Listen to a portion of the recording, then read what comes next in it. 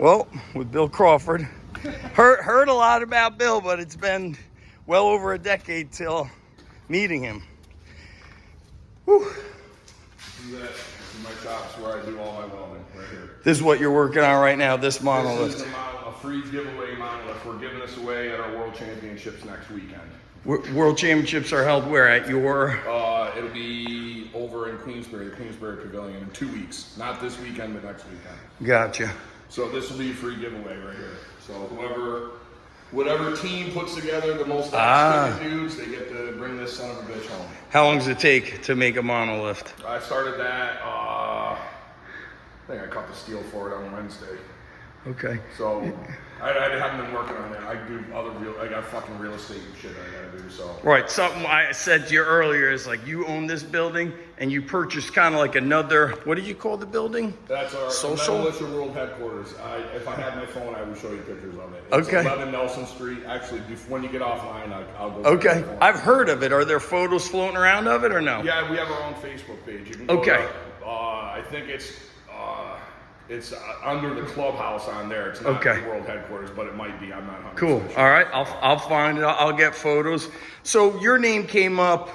You know, I was telling you, I wrote for Elite FTS early 2000s. So over 20 years ago. And your name was coming up, and I started coming up to Lake George around that time, but we never met. So where are you from? You grew up in this area, Bill? Yeah, I grew up within probably 20 miles. I grew up in a town called Boston Spa. It's like 2 towns. Oh, yes. Yep. So a lot of, I've been ironically touring old school gyms because I feel it's crucial that a lot of guys don't know where methods came from or who was inspired. Full-on interview.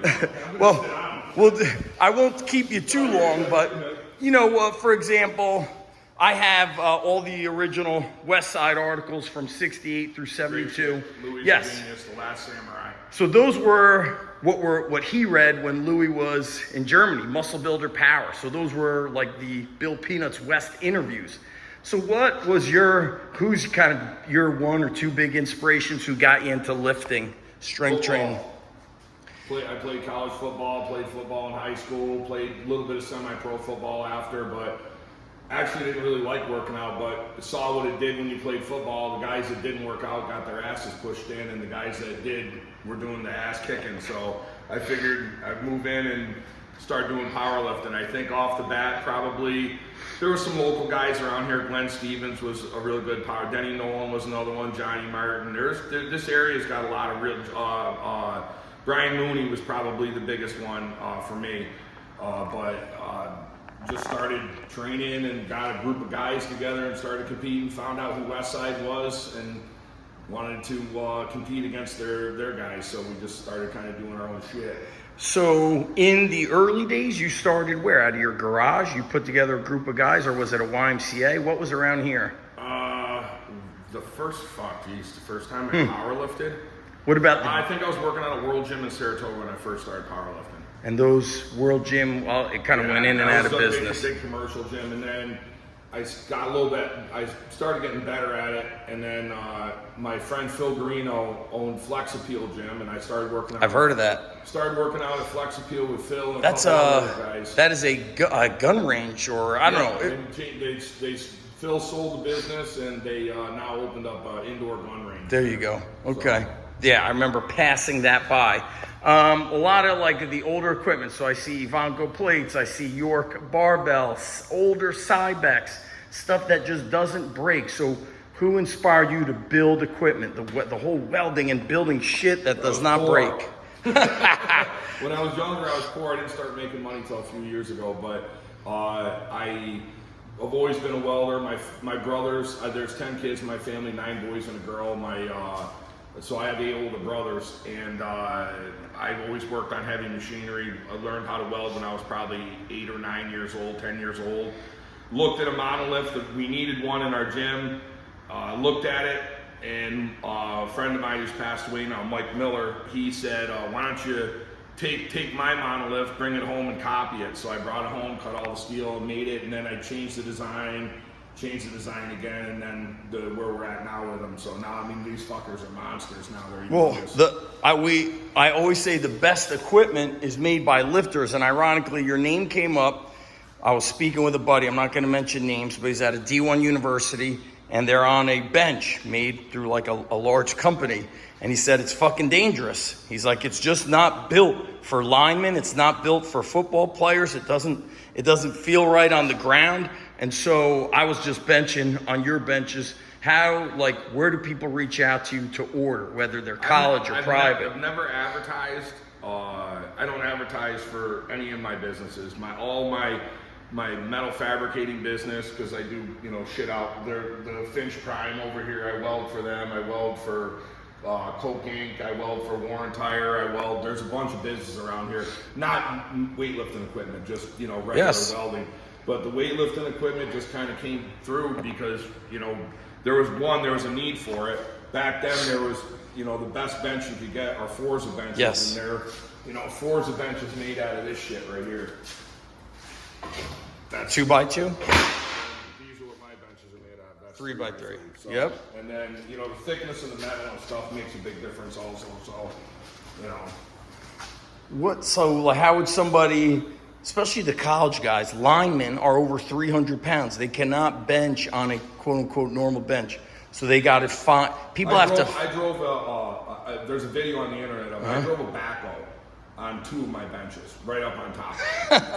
And I've hung 4,000 pounds off of one of these before. Right, and let it drop fall. It is a tank. So these people build them bigger, but this is like what normal monitors are built out of. This is 3/16. Yep. This is what I know mine. Oh, I see the difference. Yep. So that's 3/8 and that's 3/16. So it's twice as thick. These don't bend. They don't move. They won't move. If somebody wants college coaches or power lifters or guys starting, they want to order a bench from you, they just got to find a way to reach out to you? Usually what winds up happening, like your friend that's working at a D1 school, I probably know who the guy is more than likely, but if he was around powerlifters, that's just how it always happens. One guy tells 2, 2 guys tell 4. Yeah. I make a bench for a guy, I make a monolift, a belt squat, whatever. They like the equipment. There's a local guy named Adam Terry, played pro football, played for the Ravens, played for the Colts, the Chargers. He opened up a gym out in Rochester, New York, called Power Train. I think I've heard of it. And Adam ordered about $50,000 worth of equipment from me, but he's worked out in my gym since he's been a little kid. So, he liked all the equipment, and that's the direction that he went in. So word of mouth. I've never really had to advertise. So guys got to reach out to you and find you. These things here look like some old squat stands. No, they are junk. It was for a project that we changed the idea on it. So they were originally going to be speaker holders for our portable sound system for a weightlifting contest, but they remind me of those flimsy early days York squat stands. Yeah. Yep. Actually, I did buy. Those fucking things wouldn't hold anything right there. That's just black pipe. Yep. Nothing how old are you roundabout now, Bill? If you don't mind. 53. Okay, so I'm right behind you. So you're still kind of like you grew up in the 80s. Were you? I just competed a few weeks ago. Still going? Yeah, I just benched 870 in the new band shirts. Yep. I'm sponsored by Battle Ready, which is a guy in our club, Ted Kohler. What's Battle Ready? What is that? It's the name of his company. Is it a clothing brand or what is it? They make bench shirts, they make bars, they make a bunch of different shit for powerlifting. He's out in Elmira, New York. So. Yep, I know. Elmira reminds me of early days New York barbells. Do you remember that website? Yep. That was some sketchy stuff. that stuff was not, but the stuff that Ted does is really, really heavy duty stuff. Nice. What's the name of it again? Battle Ready. Battle Ready. Last question for you. I always talk about training as we quote unquote get older. A lot of guys just quit. They just fucking quit. They're smart. I don't think so. I feel like there's a way to just evolve and honestly, what do you do? Boy, mentally, physically? I took about 7 or 8. I took 8 years off because you train and do all the shit that you're gonna do, and then you get to a point. I really needed to get my ass in gear. I wanted to get all my properties paid off. I own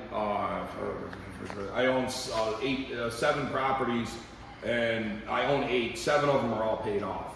So I had to start working and going in that direction. And then the last thing that I wanted to do for our federation and our club was build a world headquarters. So I built the world headquarters over in Glens Falls. That's what I was telling you about. If I can get you to stop over there and take a look around, but and it's a lot of work, but the bug came back. You know, it's very contagious. You want to start competing again. I started feeling like I was more of a coach and I wasn't one of the boys anymore. Mm-hmm. So one of my buddies kind of called me out a little bit, said, hey, let's have old timers fucking glad each other. And we competed in December. I competed again in January, and then I competed in July, June, and the end of June out in Ohio, out in Saline, Ohio, which is way up north. It's all the way over on the Indiana border.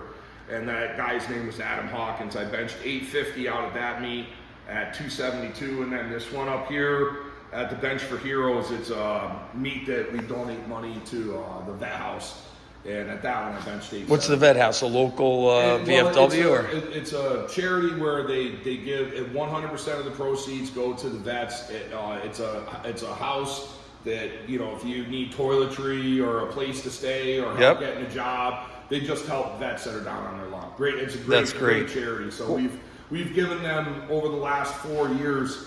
We've run a bench meet and we donated all the money to them, and I think we're getting probably pretty close to $20,000 worth of donations we've given them. So I love it. Well, have you ever had a quote unquote real job, Bill?